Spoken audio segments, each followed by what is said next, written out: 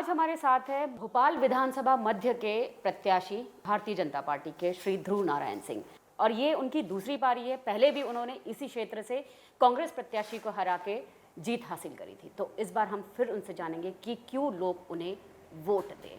तो सर, बहुत बहुत आपको बधाई कि आपको भारतीय जनता पार्टी ने आप पर विश्वास जताया और पहली लिस्ट में ही आपका नाम आया और आप यहाँ से प्रत्याशी है भाजपा के। मेरे को लोग वोट दे, इसके पीछे बहुत सारे रीजंस हैं।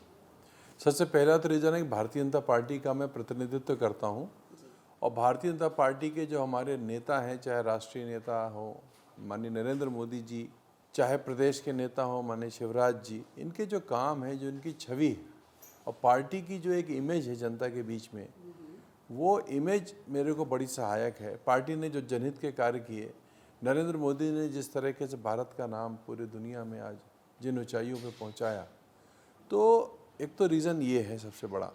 दूसरा रीज़न ये है कि मैं लगातार जनता से संवाद में रहा हूँ, मैं लगातार जनता से मिलता रहा हूँ, मैंने लगातार जनता की खिदमत की, सेवा की, किसी को अपने यहाँ से निराश नहीं जाने दिया मैंने। और जनता मेरे इस बात को मानती है, इसीलिए शायद जनता की राय, ओपिनियन जान के ही पार्टी ने मुझे पहली सूची में आज से करीब 2.5 महीने पहले ही मेरा टिकट अनाउंस कर दिया।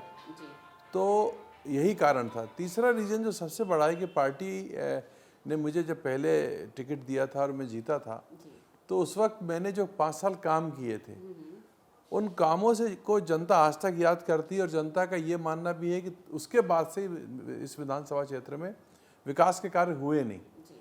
तो वो मेरे कार्य एक बहुत बड़ा, लोगों को जहाँ भी जाता हूँ लोग वेलकम करते हैं और मुझसे वोट मांगूँ उसके पहले लोग मुझे वोट देने का आश्वासन देते हैं कि हम वोट आपको ही देंगे।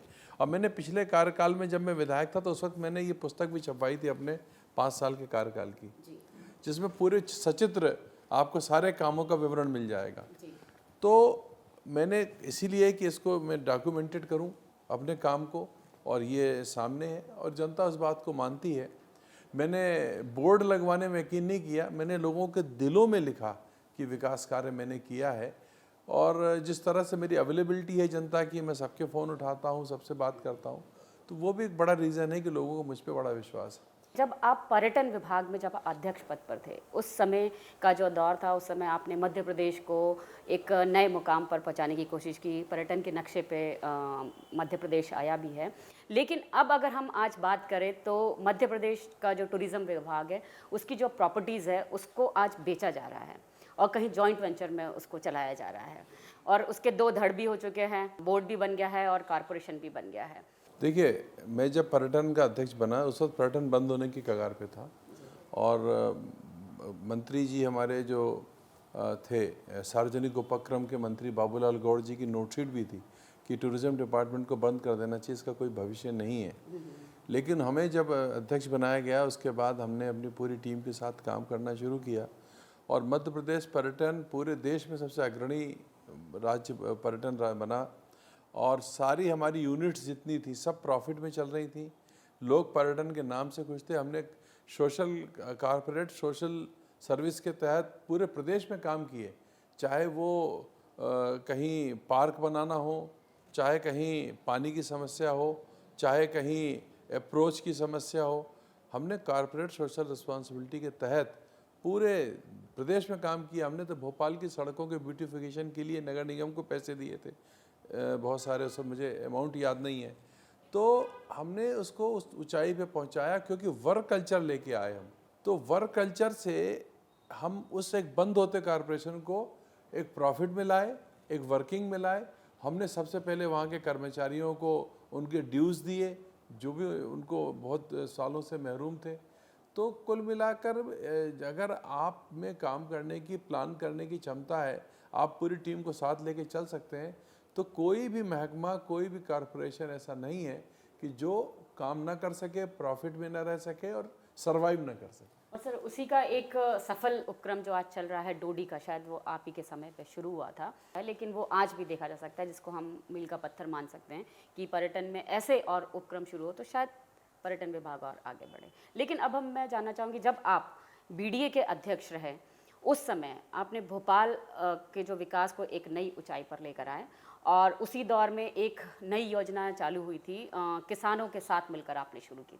उस बारे में आप बताइए कि वो कितना सफल योजना थी, जिसको आपके जो अभी अपोजिट पार्टी के हम कहे कांग्रेस वाले भी दबी आवाज़ में कहते हैं कि नहीं वो योजना बहुत अच्छी थी। उस बारे में आप बताइए। देखिए, भोपाल विकास प्राधिकरण का जब मैं चेयरमैन बना तो उसकी भी स्थिति ऐसी ही थी, बंद होने जैसी। तनख्वाह नहीं मिलती थी कर्मचारियों को, उनको सैलरी एक एक दो दो महीने लेट मिलती थी। तो उसमें भी यही हुआ, हम स्कीम लाए, हमने अपना जो बीडीए का काम है इंफ्रास्ट्रक्चर डेवलपमेंट करने का, वो काम शुरू किया। हमने ठेकेदारी बंद की कि बीडीए ठेकेदार संस्था नहीं है, तो हमने सारी योजनाएं पूरी की। मेरे समय में जितनी बीडीए की योजनाएं थी सारी पूरी हुई। हमने आईएसबीटी जैसी एक इतनी बड़ी इंफ्रास्ट्रक्चर की हमने एक बना के दिया, जिसमें हमने सरकार को फ्री में दिया। वो हमने जो सरकार ने हमको ज़मीन दी थी उसका हमने सरकार को पेमेंट किया। उसके बाद 55-56 करोड़ रुपए से आईएसबीटी बना के सरकार को दिया। सैर सपाटा आपके, वो तो मैंने पर्यटन के उससे बनाया था।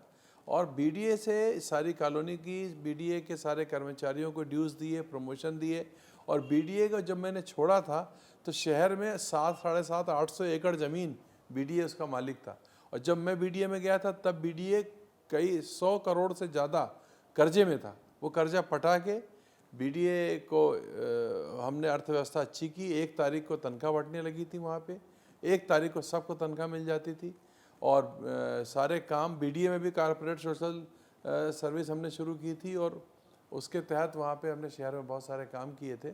मेरा फिर वही मानना है कि कोई भी व्यक्ति जिसके अंदर प्लान करने की, प्लानिंग करने की क्षमता है, लोगों को साथ ले चलने की क्षमता है, टीम वर्क कराने की क्षमता है, तो कोई भी व्यक्ति ये काम कर सकता है। थोड़ी मेहनत और थोड़ी ईमानदारी जरूर लगती है। अब हम जानना चाहेंगे सर, सबसे बड़ी समस्या जो हमारे यहाँ पर है पार्किंग की। अगर हम एमपी नगर की बात करें, जो हमारे भोपाल का कमर्शियल एरिया है, वहाँ इतनी बड़ी मल्टी लेवल पार्किंग बन गई है, लेकिन जो दुकान वाले हैं या शॉप्स वाले हैं या कोचिंग क्लासेस जो है, वो लोग अपनी गाड़ियाँ मल्टी लेवल पार्किंग की जगह बाहर खड़ी करते हैं और जिससे ट्रैफिक का बुरा हाल होता है। और स्थानीय विधायक से हम इतने बार बोल चुके हैं, लेकिन ऐसा कोई हल नहीं निकला। देखिए, एमपी नगर ही नहीं, सारे भोपाल में सड़क में ही पार्किंग हो रही है और सड़क बुरी तरह अतिक्रमित है। सब में गुमटियों का जाल सा बिछा हुआ है। तो इसके खिलाफ तो एक ड्राइव करनी पड़ेगी, लोगों को व्यवस्थित करना पड़ेगा, लोगों को एक कल्चर के साथ जोड़ना पड़ेगा। पार्किंग में गाड़ी खड़ी करें, सही ढंग से गाड़ी खड़ी करें, इसको लाना पड़ेगा। ये चीज़ें तो देखिए प्रशासन को करना पड़ेगी। दूसरा, एमपी नगर में जो भी काम हुआ, मेरे बीडीए अध्यक्ष रहते हुआ, वो जो पूरी कंक्रीटिंग हुई रोड की, वो मैंने ही कराई थी बीडीए के से जब मैं अध्यक्ष था। तो मेरा यही कहना है कि ये चीज़ें डेवलपमेंट ओरिएंटेशन जब तक दिमाग में नहीं हो, ये होता नहीं। ये देखिए, बीडीए वही है, टूरिज्म वही है, सिस्टम वही है, का आदमी कौन चला रहा है इस पे निर्भर करता है। दिग्विजय सिंह के समय में 3-3 दिन लाइट नहीं आती थी, लोग महरूम हो जाते थे, मोबाइल चार्ज नहीं कर पाते थे। आज ये है कि 1 मिनट लाइट नहीं जाती है। तो कुल मिलाकर ये व्यक्ति इस पे निर्भर करता है। मध्य प्रदेश तो वही है, आज मध्य प्रदेश का किसान खुशहाल है, आज मध्य प्रदेश की जनता खुशहाल है तमाम। तो कुल मिलाकर मेरा ये मानना है, व्यक्ति अगर समझदार है, व्यक्ति अगर थोड़ा ईमानदार है, व्यक्ति अगर थोड़ा काम कर समझता है, डेवलपमेंट का उसके मन में कोई कल्पना है, डेवलपमेंट की इच्छा है, तो सब काम हो जाता है। अरेरा कॉलोनी में इतने पॉश इलाके में यहाँ भी आजू बाजू इतने फुटपाथ है, जहाँ पर फुटपाथों पे दुकानें लगी हुई है, सब्जी के ठेले लगे हुए हैं और जहाँ पर बोर्ड भी लगा हुआ है कि ये जो फुटपाथ है ये माननीय विधायक आरिफ मसूद द्वारा बनाया गया। तो क्या ये फुटपाथ केवल उन्हीं के लिए बनाया गया? देखिए, फुटपाथ तो सारे अतिक्रमित हो गए, आज वहाँ चलने फिरने की स्थिति नहीं बनी। और इन विधायक जी को बोर्ड लगाने का बड़ा शौक है, लोग हंसते हैं, ये मजाक बन चुके हैं। और इस बोर्ड से वोट मिलने नहीं, वोट कटने, जनता बहुत चिढ़ती है। तो इन्होंने क्या किया है कि 4 पत्थर के लगाए, बोर्ड लगा दिया, कोई प्लानिंग तो की नहीं है। और फुटपाथ का उपयोग लोगों के चलने का या वॉक करने के लिए नहीं हो रहा है, फुटपाथ का उपयोग हो रहा है रेडी लगाने के लिए। कुछ जगह पान की दुकानें लगी हैं, कुछ जगह सौदे खड़े हैं शहर के, जहाँ महिलाएं, बहनें, हमारी बेटियां चल नहीं पा रही हैं। तो इन चीज़ों को तो मैंने कहा व्यवस्थित करना पड़ेगा, फुटपाथों को खाली करना पड़ेगा, उसमें लोगों का मूवमेंट हो सके, लोग चल सकें। वो काम बहुत ज़रूरी है, उसे करना ही पड़ेगा। और इनकी कोई सोच नहीं है डेवलपमेंट की, क्योंकि देखिए क्या होता है, इस सोच के लिए पढ़ाई लिखाई की बहुत ज़रूरत होती है। तो जो व्यक्ति पढ़ा लिखा होगा, जो दुनिया देखा ही होगी जिसने, वही ये सब कर पाएगा। आप एक ऐसे व्यक्ति से कि जिसका ऐसा ट्रैक रिकॉर्ड है, तो उनसे ऐसी उम्मीद नहीं कर सकते। सर, जैसे आपने भोपाल के जो रहवासी है और जो आपका विधानसभा क्षेत्र है, वहाँ पर आपने बहुत अच्छे अच्छे काम किए, लेकिन उसके बावजूद एक जो तबका है, जो ट्रांसजेंडर की हम अगर बात करें, भोपाल का एक मंगलवारा बुधवारा एरिया, वहाँ पर वो लोग रहते हैं, तो उन लोगों का भी हमने, ट्रांसजेंडर का हमने इंटरव्यू लिया दूरदर्शन के लिए, तो उनका कहना था कि सबके लिए कॉलोनीज बनी हुई है, लेकिन हम आज भी उन तंग गलियों में ही रह रहे हैं, तो हमारे लिए क्यों नहीं ऐसी कोई कॉलोनी बने। मेरी विधानसभा में जो 2 घराने हैं या 2 जो ग्रुप्स हैं, वो मेरी विधानसभा में रहते हैं और मैं उनसे टच में हूँ। एक ग्रुप ने मुझे बुलाया था, मेरा सम्मान भी किया और मुझे समर्थन का वादा भी दिया। और आपकी बात सही है कि वो समाज का एक हिस्सा है और वो, उनको भी समाज में उतनी अधिकार प्राप्त है जितने किसी अन्य व्यक्ति को। तो आपने एक बात उठाई है और मैं ज़रूर इस सिलेक्शन के बाद उनके लिए ये विषय उठाऊंगा कि उनके लिए एक कॉलोनी ऐसी बने, एक ऐसा एरिया डेवलप हो जहां वो लोग फ्रीली अच्छे से रह सकें, सारी सुविधाओं के साथ। और एक उनके अंदर ये भावना आनी चाहिए कि वी आर इक्वल, जैसा आम नागरिक है हम भी हैं, हम आम हैं, हमें ऐसा कुछ नहीं है। तो मेरा ये कहना है कि ये चीज़ें आप लोग हाईलाइट करते हैं, मीडिया अच्छा करता है, तो हम लोग इसको ध्यान करेंगे और इसको करेंगे। ये मुझे अच्छा सुझाव लगा आपका। हमारी तरफ से आपको शुभकामनाएं कि आप फिर से बहुत ज़्यादा वोटों से जीते और दोबारा भोपाल मध्य का जो विधानसभा क्षेत्र में से फिर से आप चुन कर आए और लोगों के विश्वास पर खरा उतरे, जैसे पार्टी के विश्वास पर आप खरा उतरने की कोशिश कर रहे हैं कि आप दोबारा चुन कर आए। Thank you very much.